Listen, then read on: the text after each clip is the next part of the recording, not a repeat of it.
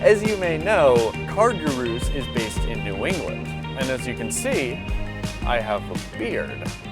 And if you've watched enough of these videos, you may have also realized that I listen to this one band from Vermont way too often.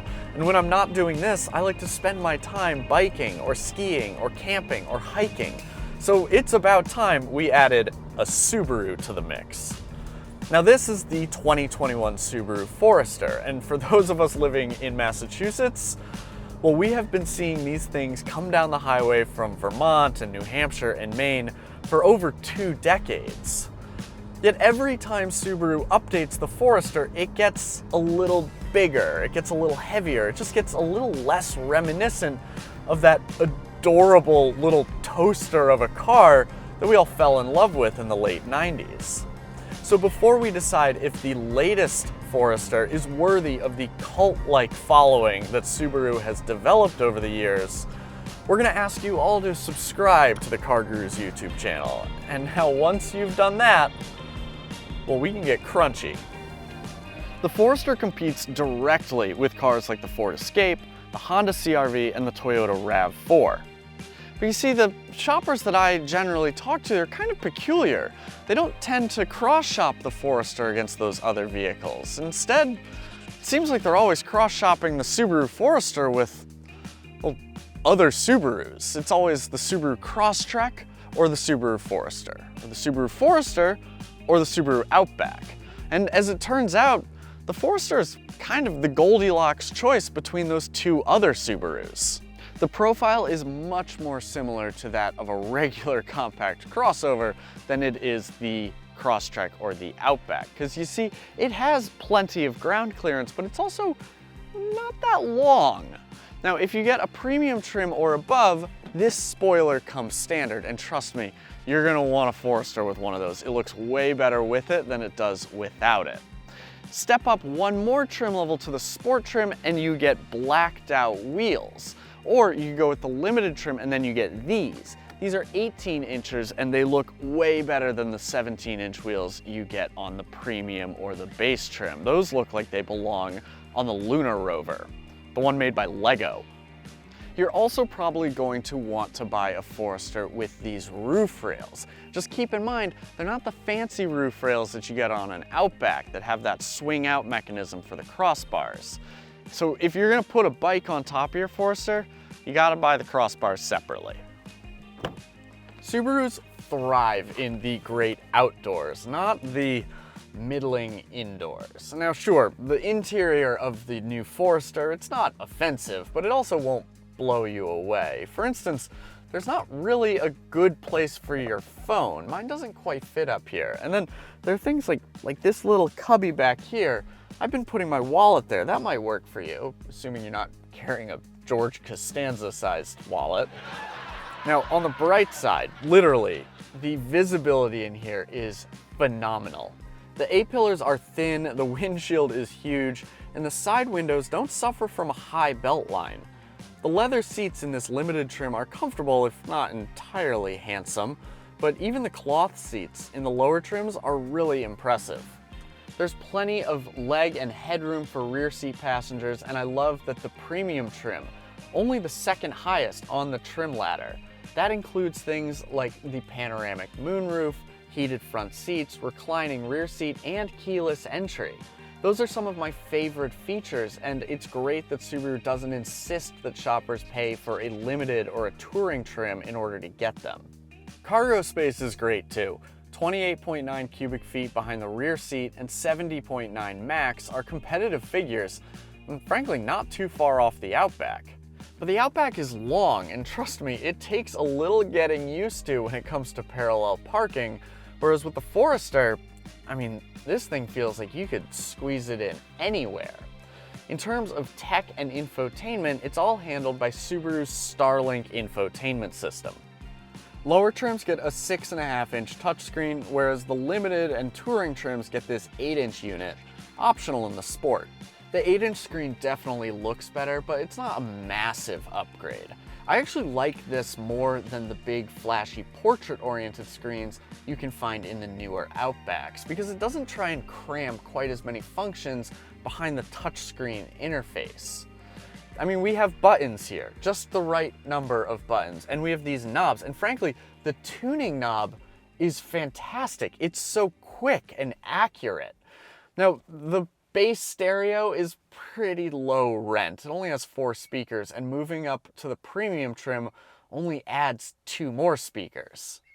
A Rockford Fosgate option is available for $645, and this premium Harman Kardon system is part of a $1,695 package with navigation, reverse automatic braking, and a heated steering wheel. If you pay for the touring trim, that option package comes standard.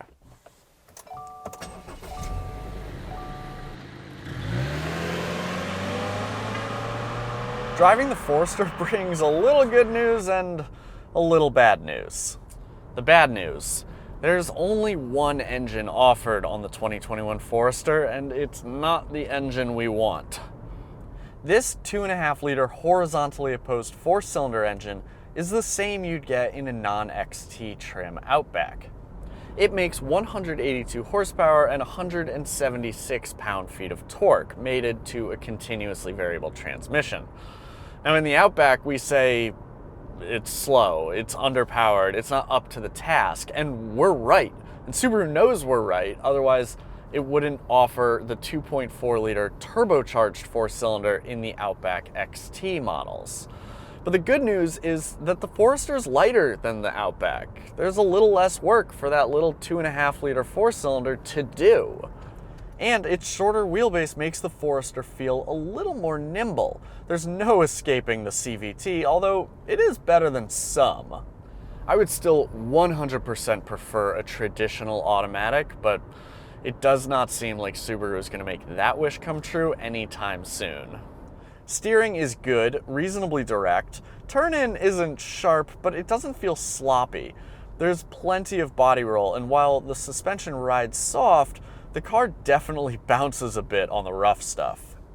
I will say, having spent a lot, and I mean a lot of miles behind the wheel of a 10-year-old Subaru, I'm always impressed by how the company has really damped down a lot of that road feel vibration, particularly through the steering wheel, yet they do it without making the steering feel numb. We mentioned the Sport trim before. It gets a couple of sport driving modes, but the hardware is all the same. In this car, Sport means appearance, not performance. And of course, we can't talk about Subaru without talking about all-wheel drive. It's the brand's bread and butter, and in the 2021 Forester, it is as good as it has ever been. With a set of snow tires, you won't get stuck. And if you live somewhere that doesn't get snow, head to your local dealer and see if they have any incentives available. Because Subaru often offers good deals to get people to consider their all-wheel drive cars in places where all-wheel drive isn't needed. Subaru loads up all of its Forester models with tons of advanced driver assistance features, courtesy of the camera-based EyeSight system. Adaptive cruise control, lane centering, automatic emergency braking, all that comes standard on the Forester. If you buy a Sport trim or above, Subaru also gives you blind spot monitoring. Now that's an option on the premium trim, but it's not available on the base trim. I also really like the fact that the Forester gives you this little alert when the car in front of you pulls away. Like if you're at a stoplight and your car is saying, like, come on, keep driving, stop looking at your phone, we're moving here.